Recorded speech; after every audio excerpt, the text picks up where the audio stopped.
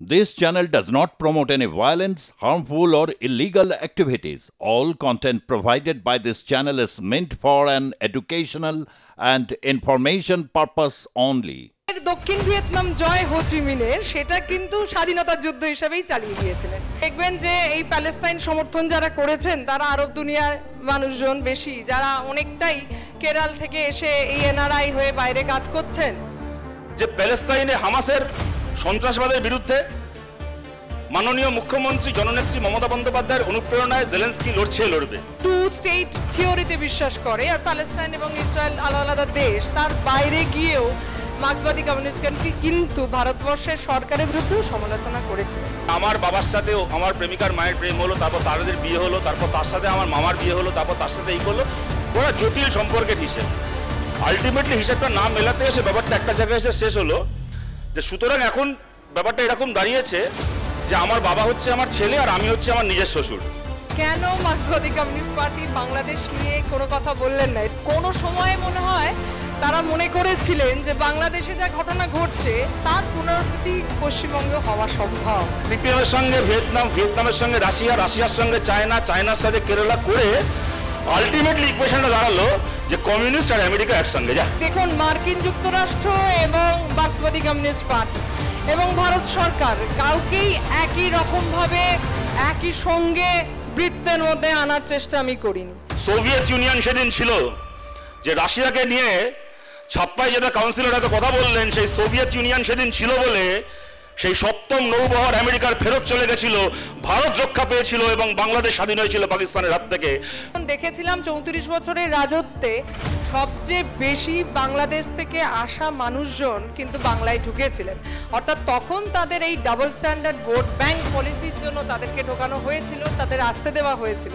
আমরা গর্বিত বাংলাদেশ থেকে উৎপীড়িত হিন্দু মানুষ যদি ভারতের নাগরিকত্ব পেয়ে থাকেন, আমরা গর্বিত তার জন্য। এবং আমরা আজও মনে করি বাংলাদেশের প্রত্যেকজন উৎপীড়িত হিন্দু মানুষ যদি মনে করেন তাকে বিনা শর্তে ভারতের নাগরিকত্ব দেওয়া হবে। থেকে শেষ পর্যন্ত কোনো একজন বক্তা আমার কথাই বললেন, বুঝলেন, অনন্যা বন্দ্যোপাধ্যায়, শুরু এবং শেষ। আই লাভ ইউ এটা সকালেরটা, আই লাভ ইউ এটা দুপুরেরটা, এন্ড আই লাভ ইউ এটা রাত্রিরেরটা।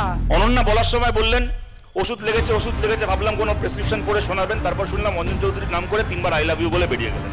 যারা এত বেশি গণতন্ত্রের কথা বলছেন তারা গণতন্ত্রের জন্য রাস্তায় নামছেন না।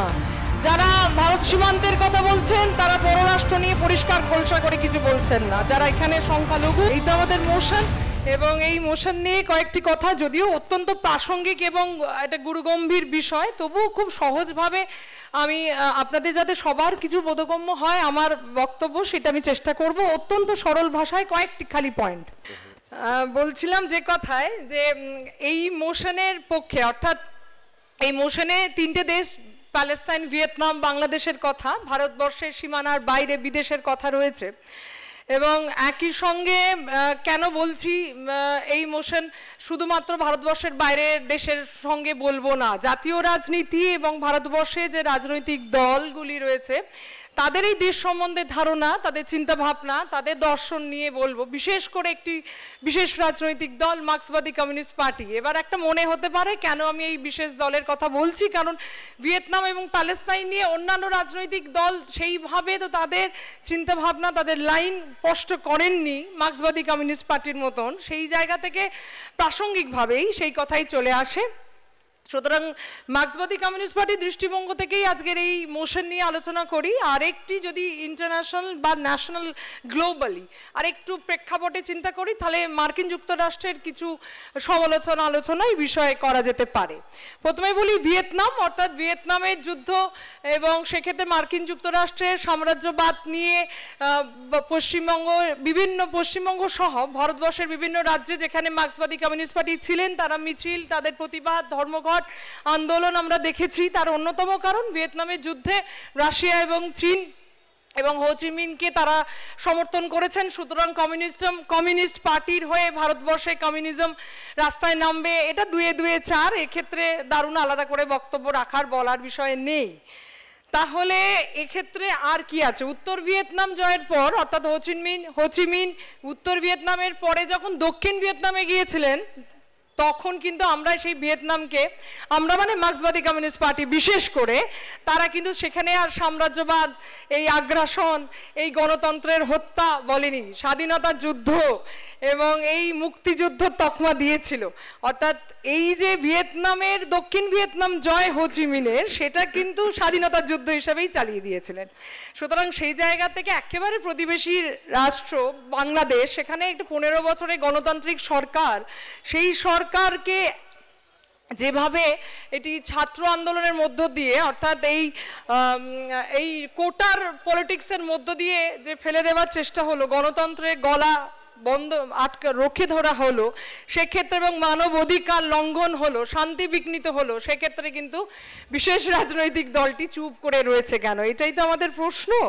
এবার আসি তাহলে ইসরায়েল প্যালেস্তাইনের যুদ্ধের বিষয়। সেখানেও তো একই রকমভাবে প্যালেস্তাইনে রাশিয়া চীন এবং ইকুয়েশনে যদি এরকম একটা সরলীকরণ করি, অর্থাৎ সেখানেও কমিউনিজম, চীন রাশিয়ার সমর্থন প্যালেস্তাইনে ছিল বলে ইসরায়েলের যুদ্ধে আমেরিকা বিরুদ্ধে মার্ক্সবাদী কমিউনিস্ট পার্টি সোচ্চার হয়েছে, তাহলে অতি সরলীকরণ হয় ব্যাপারটা। সেরম না, এখানে এই সমীকরণে কিছু ভিন্ন ধর্ম, ভিন্ন রকম আলাদা রকম সমীকরণ রয়েছে। বিশেষ করে ভারতবর্ষের কেরল, যেখানে পিনরাই বিজয়ন আবার ফিরে আসা, অর্থাৎ সেখানে কেরালার সংখ্যা যে ভোটার, তাদের প্রায় 30% কিন্তু সংখ্যালঘু। এবং দেখবেন যে এই প্যালেস্তাইন সমর্থন যারা করেছেন তারা আরব দুনিয়ার মানুষজন বেশি, যারা অনেকটাই কেরল থেকে এসে এই এনআরআই হয়ে বাইরে কাজ করছেন। অতরাং এক্ষেত্রে শুধুমাত্র কমিউনিজম রাশিয়া চীনের ইকুয়েশন নয়, কেরলে যে সংখ্যালঘু সম্প্রদায় তারা যে আরব দুনিয়ায় কাজ করছেন, তাদের সমর্থন আশায়ও কিন্তু বাংলায় ওই কেরলের মতন মার্ক্সবাদী কমিউনিস্ট পার্টি প্যালেস্তাইনকে সমর্থন করেছিলেন। এবং একই সঙ্গে হামাস, যাকে ভারত সরকার মৌলবাদী জঙ্গি গোষ্ঠী হিসেবে তার যে ভারতবর্ষের যে কূটনীতি, বিদেশ নীতির সমালোচনা কিন্তু মার্ক্সবাদী কমিউনিস্ট পার্টি করেছিলেন ভারত সরকারে। ওই কথাই আরও একবার ট্রেস দিতে চাই। অর্থাৎ ভারতবর্ষ যে নন অ্যালাইন স্টেট এবং ভারতবর্ষ যে টু স্টেট থিওরিতে বিশ্বাস করে, আর প্যালেস্টাইন এবং ইসরায়েল আলাদা আলাদা দেশ, তার বাইরে গিয়েও মার্ক্সবাদী কমিউনিস্ট কিন্তু ভারতবর্ষের সরকারের বিরুদ্ধেও সমালোচনা করেছিলেন। অর্থাৎ ভিয়েতনাম হোক, প্যালেস্তাইন হোক, সেখানে যেই যুদ্ধটা হলো সেটা মুক্তিযুদ্ধ, সেটা ওই liberation war for the motherland. অথচ বাংলাদেশের যে 15 বছরের একটি নির্বাচিত গণতান্ত্রিক একটি সরকার, তাকে যে ফেলে দেওয়া হলো, সেখানে যে গণতন্ত্রের গলা চেপা হলো, গলা ধরা হলো, সেখানে যে মানব অধিকার লঙ্ঘন হলো, সেখানে যে মানুষের স্বাধীনতা বিঘ্নিত হলো, শান্তি লগ্নিত হলো, শান্তি রক্ষা পেল না, সে বিষয়ে কিন্তু কেউই কিছু বলছেন না। এটি তো আমাদের প্রশ্ন, যেটা আমরা সরাসরি বলতে পারছি না। এর অন্যতম কারণ বাংলাদেশের কোটা পলিটিক্স। অর্থাৎ যখন এই কারণে বাংলাদেশে গণতন্ত্র উৎখাত হচ্ছে, ঠিক সেই সময় ভারতবর্ষের রাজ্য পশ্চিমবঙ্গে অভয়াকাণ্ডের জেরে সেই সময় একটি ছাত্র আন্দোলন, অর্থাৎ বাংলাদেশের গণ অভ্যুত্থানের সময় পশ্চিমবঙ্গে ছাত্র আন্দোলনে সংগঠিত হয়েছে। সাধারণ মানুষ এই বর্বরচিত কাজকে সমর্থন করেননি এবং তারাই ছাত্র আন্দোলনের সঙ্গে ছিলেন। মোমবাতি মিছিল, সকলে জাস্টিস চেয়েছেন। এরম একটা সমপতনের সময় কেন মার্ক্সবাদী কমিউনিস্ট পার্টি বাংলাদেশ নিয়ে কোনো কথা বললেন না? এই বিষয় নিয়ে কথা বলতে গিয়ে আরেকটি কথা, অর্থাৎ কোনো সময় মনে হয় তারা মনে করেছিলেন যে বাংলাদেশে যা ঘটনা ঘটছে তার পুনরাবৃত্তি পশ্চিমবঙ্গে হওয়া সম্ভব, এবং তার জন্য রাজনীতি করতে হয় না, তার জন্য পলিটিক্স পড়তে হয় না। বয়স্ক থেকে শিশু সবাই খুব পরিষ্কারভাবে জানেন যে এর পিছনে একেবারে চুপচাপ এই অভিসন্ধি ছিল। অর্থাৎ বাংলাদেশে গণতন্ত্রের বিরুদ্ধে গলা না ফাটানোর কারণ একই রকমভাবে যদি পশ্চিমবঙ্গেও আবার করে রাজনৈতিকভাবে প্রাসঙ্গিকতায় ফিরে পাওয়া যায়। গণতন্ত্রের পূজারী সিপিআইএম তাই বাংলাদেশ নিয়ে কোনো কথা বললেন না। রইল মোহাম্মদ ইউনিস কেয়ারটেকার সরকার, তার সময় যা দেখেছি, অর্থাৎ যে বাংলাদেশে যে চূড়ান্ত খারাপ অবস্থা, তারপরেও কেন মার্ক্সবাদী কমিউনিস্ট পার্টি বা আমেরিকার কথাও বলতে পারি, সময় কম বলে আমেরিকার প্রসঙ্গে যেতেই পাচ্ছি না। এর অন্যতম কারণ হিসেবে যদি বিশ্লেষণ করেন দেখবেন লোকাল পলিটিক্যাল ইকুয়েশনের মধ্যে কাজ করছে। তার অন্যতম সিএ, যেটা কেরল, যেখানে আবারও বলছিলাম মুসলিম অর্থাৎ সংখ্যালঘু ভোট বেশি, সেখানেই আমি দেখলাম বিধানসভা নির্বাচনে এই মার্ক্সবাদী কমিউনিস্ট পার্টির ফিরে আসার অন্যতম এজেন্ডাই ছিল সিএ নিয়ে নতুন করে বললে আরও একটি সময় লেগে যায়, আলোচনা অনেকটা সময় লাগে, হবে না। সুতরাং সেই জায়গা থেকে ওই লোকাল পলিটিক্যাল ইকুয়েশনেও কিন্তু বাংলাদেশকে নিয়ে যথেষ্ট চুপ থাকতে দেখেছি। এবং একই সঙ্গে যদি বলি যে মাইগ্রেট, অর্থাৎ দেখুন যদি এই সময়ে এই শরণার্থী অর্থাৎ বাংলাদেশে যা হচ্ছে, হিন্দু নিপীড়ন, একই সঙ্গে যারা ইসকনের ভক্ত তাদের ওপর এবং যারা হাসিনা ভক্ত সমর্থক তাদের ওপর অত্যাচার, তাদের এই শরণার্থী যাদের বলছেন হিন্দু, তাদেরকে যদি আমাদের ভারতবর্ষে আশ্রয় দেওয়া যায়, বাংলায় তাদেরকে যদি আশ্রয় দেওয়া যায়, যে কথা আমার নেত্রী বাংলার সরকার নেত্রী মমতা বন্দ্যোপাধ্যায় মুখ্যমন্ত্রী বলেছেন, একটা রুটি সবাই মিলে ভাগ করে খাওয়া সম্ভব, এটা যদি করা যায় তাহলে কোথায় সমস্যা? তাহলে এই শরণার্থীর ভোট কিন্তু অনেকটাই যাবে ভারতীয় জনতা পার্টি এবং তৃণমূল কংগ্রেসের। তাহলে সেক্ষেত্রেও মার্ক্সবাদী কমিউনিস্ট পার্টির ইকুয়েশন সেই শূন্যই থাকছে। সেক্ষেত্রে একটি বিষয় বলে শেষ করব যে দেখুন, দেখেছিলাম 34 বছরের রাজত্বে সবচেয়ে বেশি বাংলাদেশ থেকে আসা মানুষজন কিন্তু বাংলায় ঢুকেছিলেন, অর্থাৎ তখন তাদের এই ডাবল স্ট্যান্ডার্ড ভোট ব্যাংক পলিসির জন্য তাদেরকে ঢোকানো হয়েছিল, তাদের আসতে দেওয়া হয়েছিল। আর আজ যখন হিন্দু নিপীড়ন চলছে বাংলাদেশে, তখন কিন্তু সংখ্যালঘু ভোটার তাদের নেই, সংখ্যাগুরু ভোটও নাই। সুতরাং সেই জায়গা থেকে যদি সংখ্যাগুরুদের সমর্থনে গলা ফাটানো যায়, সেক্ষেত্রে সংখ্যালঘু সমর্থন যেটুকুনি বেঁচেছিল সেটাও চলে যেতে পারে। সেই জায়গা থেকে ওয়েট অ্যান্ড ওয়াচ পলিসি, অর্থাৎ যদি শরণার্থীদের বাংলায় আশ্রয় দেওয়া যায়, তাহলে বাংলায় যারা থাকেন তাদের সম্পদ, তাদের বাসস্থান, তাদের চাকরি, তাদের খাদ্যের একটা টান পড়বে যারা বাইরে থেকে আসবেন। সেই জায়গা থেকে যদি কিছু সমর্থন আদায় করা যায়, শেষ করতে হচ্ছে এই বলে যে দেখুন, মার্ক্সবাদী কমিউনিস্ট পার্টি হোক অথবা আমেরিকা, তাদের নিজের ইন্টারেস্টেই, অর্থাৎ আমাদের vote bank, double standard vote bank politics মার্ক্সবাদী কমিউনিস্ট পার্টির এবং আমেরিকার অন্যরকম ইকুয়েশন যেটা আলোচনা করা গেল না, যে কারণে বাংলাদেশের হিন্দু নিপীড়ন আমরা কিন্তু কেউ কিছু কথা বলছি না। সুতরাং এই মোশনে আরো কিছু বলে এবং শুভবুদ্ধি আপনাদের উপর ভরসা করে আজকের প্রথম পর্ব শেষ করলাম, পরে আবার কথা হবে। ধন্যবাদ। আমি এবার ডেকে নেব শতরূপকে। শতরূপ ঘোষ, প্যালেস্টাইন ভিয়েতনাম তোমার পরাণ কাঁদে, বাংলাদেশের বেলায় কেন মুখ খুলতে বাধে। আমার মনে হচ্ছে শতরূপই এর প্রশ্ন দেবে। সত্যি ইসরায়েল নিয়ে কথা বলে না কেউ, কেন? ইসরায়েল নিয়ে কথা বলি না কারণ পৃথিবীতে ইসরায়েল বলে কোনো দেশ নেই। যেটাকে আমরা ইসরায়েল বলি ওটা আসলে অকুপাইড প্যালেস্তাইন।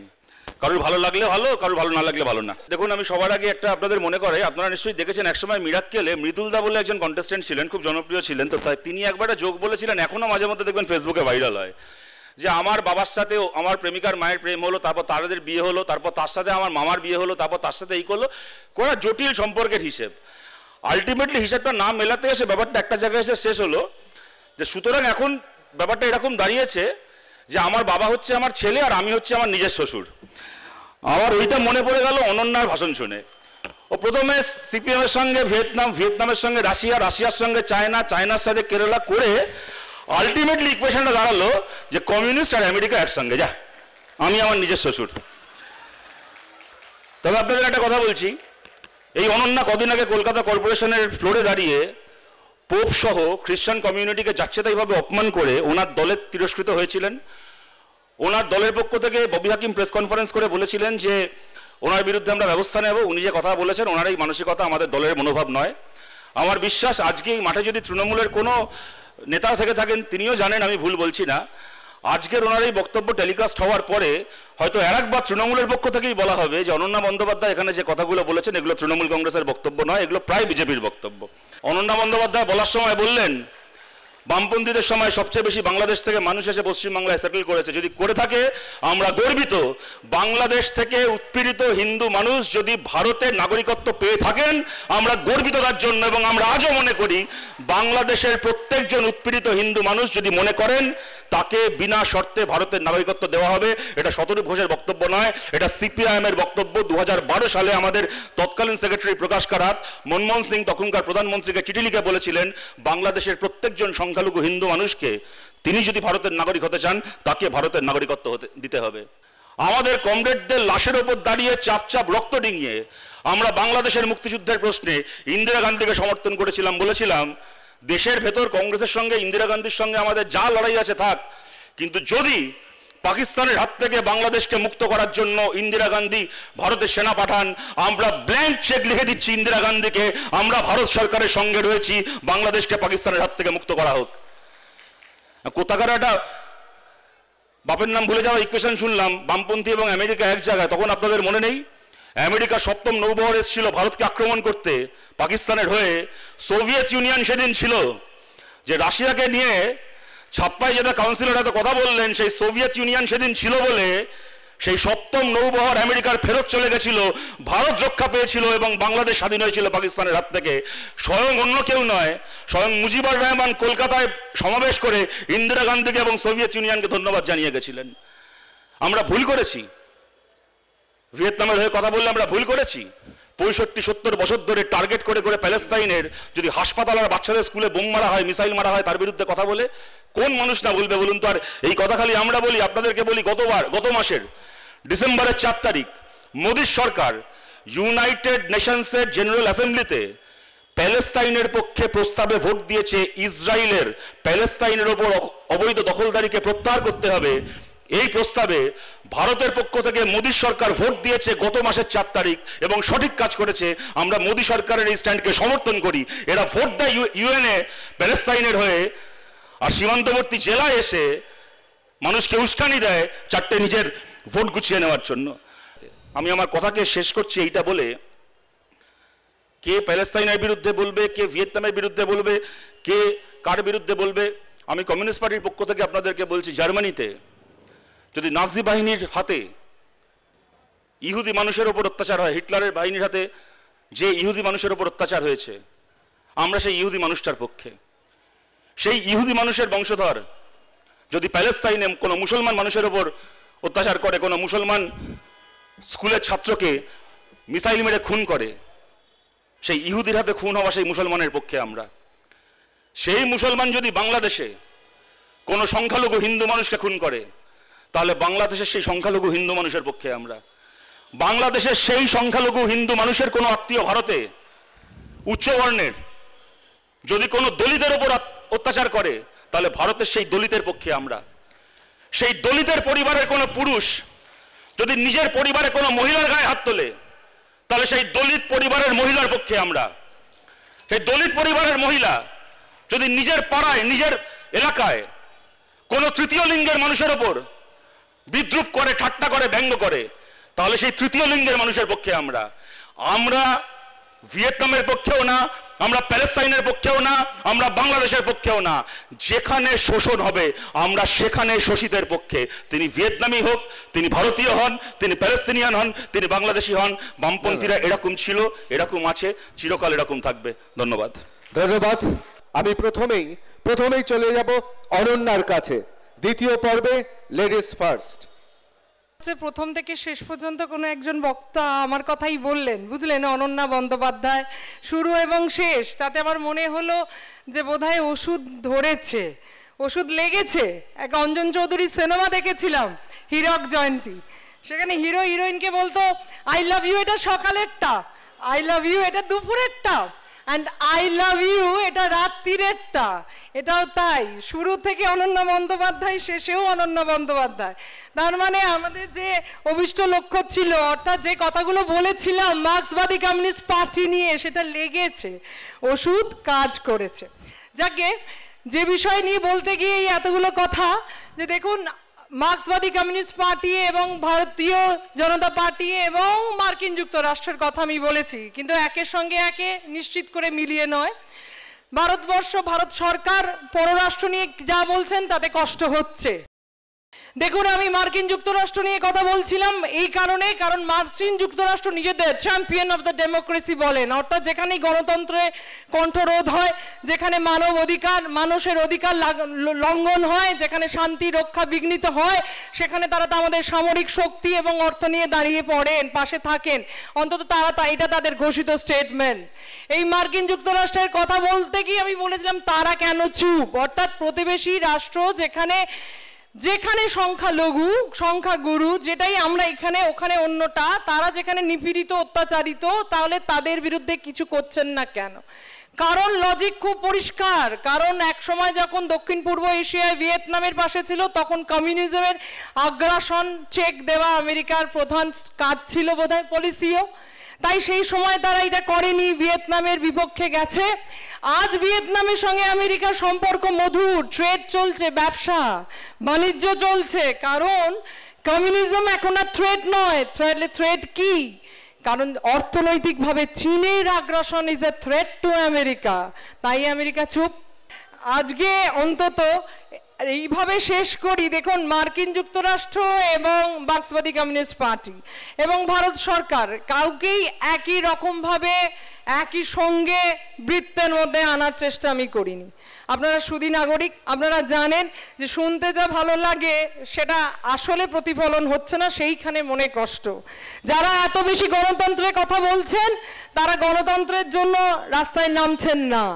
যারা ভারত সীমান্তের কথা বলছেন তারা পররাষ্ট্র নিয়ে পরিষ্কার খোলসা করে কিছু বলছেন না। যারা এখানে সংখ্যালঘু তারা ওই বাংলাদেশে যারা সংখ্যালঘু তাদের জন্য কিছু বলছেন না, শুধু স্ট্রিট কর্নারের মতন হাততালি পাওয়ার জন্য দুটি কথা বলছেন। আসলে এরা কেউই কিছু করবে না। এবার রইল পশ্চিমবঙ্গ সরকার এবং তার মুখ্যমন্ত্রী। দেখুন, ভারতবর্ষে পররাষ্ট্র নীতি রাজ্যের মুখ্যমন্ত্রীর পক্ষে কিছু স্টেপ নেওয়া সম্ভব নয়। এটা স্টেট সার্ভেট নয়, এটা সেন্ট্রাল সাবজেক্ট। সে জায়গা থেকেও পশ্চিমবঙ্গের মুখ্যমন্ত্রী এবং তার সরকার তাদের স্টেটমেন্ট এবং স্ট্যান্ড খুব পরিষ্কার করেছে। যদি বাইরে থেকে কেউ আসেন তাহলে রুটি ভাগ করে নেওয়ার কথা বলেছেন, পিস কিপিং এর কথা বলেছেন, সেটা মুখ্যমন্ত্রী এবং তার স্ট্যান্ড, সেই বিষয়ে আমরা তাকে সমর্থন জানাচ্ছি। একই রকম ভাবে আমি শেষ করে এই বলে, দেখুন, ভারত সরকার, মার্কিন যুক্তরাষ্ট্র অথবা মার্ক্সবাদী কমিউনিস্ট পার্টি কারোর কাজেই অন্তত আমরা খুশি নই। তাই আপনারা যারা সাধারণ মানুষ আছেন, চলুন আমরা সবাই মিলে এই জঙ্গির বিরুদ্ধে, গণতন্ত্রের হত্যার বিরুদ্ধে আবার একবার রাস্তায় নামি। খুব ভালো থাকবেন, নমস্কার। আমি এবার শতরূপকেই বলবো বক্তা হিসেবে। অনন্যা বলার সময় বললেন ওষুধ লেগেছে, ভাবলাম কোনো প্রেসক্রিপশন পড়ে শোনাবেন, তারপর শুনলাম অঞ্জন চৌধুরীর নাম করে 3 বার আই লাভ ইউ বলে বেরিয়ে গেলেন। কিন্তু জিজ্ঞেস করছেন, ওনার যুক্তিটা ভারী চমৎকার। ভারত সরকার কিছু বলার কথা, ভারত সরকার কিছু বলছে না। পশ্চিমবাংলা মুখ্যমন্ত্রী কেন বলছেন না? যেহেতু এটা জাতীয় রাজনীতির বিষয়, যেহেতু মমতা বন্দ্যোপাধ্যায় ভারতের সরকার চালাচ্ছেন না, তাই ওনার কিছু করার নেই। কিন্তু আমরা বামপন্থীরা যেহেতু ভারত কেন গোটা পৃথিবীর সরকার চালাচ্ছি, তাই মমতা বন্দ্যোপাধ্যায় কিছু বলবেন না, কিন্তু আমাদেরকে বাংলাদেশে ধর্মঘট ডাকতে হবে। বাবা, আবার এমনিতে হবে না, ধর্মঘট ডাকতে হবে। আর ধর্মঘট ডাকলে সবার আগে মমতা ব্যানার্জি গুন্ডা পার্টি আমাদের পিঠের চামড়া গোটাবে, বলবে বাংলা কর্মসংস্কৃতি সর্বনাশ হয়ে যাচ্ছে, কেন তোমরা ধর্মঘট করছো? এইসব কথাবার্তার কোনো মানে আছে বলুন তো? কিন্তু আমি যে কথাটা বলি তার থেকে আমার মনে হয় অনেক সহজে উনি এক কথা এইটা বলে দিতে পারেন যে প্যালেস্তাইনে হামাসের সন্ত্রাসবাদের বিরুদ্ধে মাননীয় মুখ্যমন্ত্রী জননেত্রী মমতা বন্দ্যোপাধ্যায়ের অনুপ্রেরণায় জেলেন্সকি লড়বে। আমি আমার কথাকে শেষ করছি এইটা বলে, ইন্দিরা গান্ধী সরকারের সঙ্গে আমাদের বোঝাপড়ার কোনো ফারাক নেই। প্যালেস্তাইনের জমি ইসরায়েলকে খালি করতে হবে, ওরা দখলদার, এবং ওই জমিতে প্যালেস্তাইনের মানুষের অধিকারকে প্রতিষ্ঠা করতে হবে। যে কথা 1977 সালে দাঁড়িয়ে বাজপেয়ী বলেছিলেন, সেই কথা বলার জন্য 2025 সালে আমরা দেশদ্রোহী হয়ে যাব? ভারত স্বাধীনতার আগে থেকে, গান্ধী থেকে শুরু করে বাজপেয়ী থেকে শুরু করে আজকের তারিখ পর্যন্ত, ভারতের মানুষ ততটাই প্যালেস্তাইনের মানুষের পক্ষে, যতটা কিনা ভারতের মানুষ বাংলাদেশের সংখ্যালঘু হিন্দু মানুষের পক্ষে। আমরা প্যালেস্তাইনের মানুষের পক্ষে আছি, আমরা বাংলাদেশের সংখ্যালঘু প্রত্যেকজন মানুষের পক্ষে আছি। ইসরায়েলে ঢুকে যখন হামাস অপহরণ করলো, নারী ধর্ষণের মতো ঘৃণ্য অপরাধ করলো, সেক্ষেত্রেও হামাস তাকে নিন্দে করা আর প্যালেস্তাইনকে বিপ্লবী বলা কোথাও কি একটা বৃহত্তর জায়গায় ইসরায়েলের সেই সমস্ত সহ নাগরিক যারা এই বিশ্বের নাগরিক গ্লোবাল ভিলেজে তাদের কি কোথাও হেয় করা হয় না? প্রথম কথা হচ্ছে হামাস একজনেরও কোনো ধর্ষণ করেছেন এরকম কথা কিছু আমেরিকান মিডিয়া ছাড়া কেউ বলেনি। তবে হ্যাঁ 100 বার হামাসের সঙ্গে ইসরায়েলের যারা অকুপেন্সি চালাচ্ছে তাদের বহু সংঘাত হয়েছে, কয়েকদিন আগেও সংঘাত হয়েছে, কিন্তু এখানে পরিষ্কার ঋতব্রতদা আমাদের নয়। প্রথম কথা হচ্ছে তুমি এটা আমার থেকে ভালো জানো, হামাসের সঙ্গে প্যালেস্তাইন সরকারেরও সব প্রশ্নে মত মেলে না, সেটা অন্য কথা। কিন্তু এইটার উত্তর বাজপেয়ীজির যে অডিওটা আমি চালালাম, স্পিচটা চালালাম, এখানে পরিষ্কার বাজপেয়ীজি বলেছেন, আপনারা এক্ষুনি শুনলেন, যারা অকুপায়ার আর যারা অকুপায়েড দুজনের বিচার আমরা সমান মানদণ্ডে করব না। অবশ্যই, কিন্তু আমার প্রশ্নটা নেই, আমি বলি আমার প্রশ্নটা তো আমি তো চলেই যাচ্ছিলাম, তুমি তো প্রশ্নটা করলে।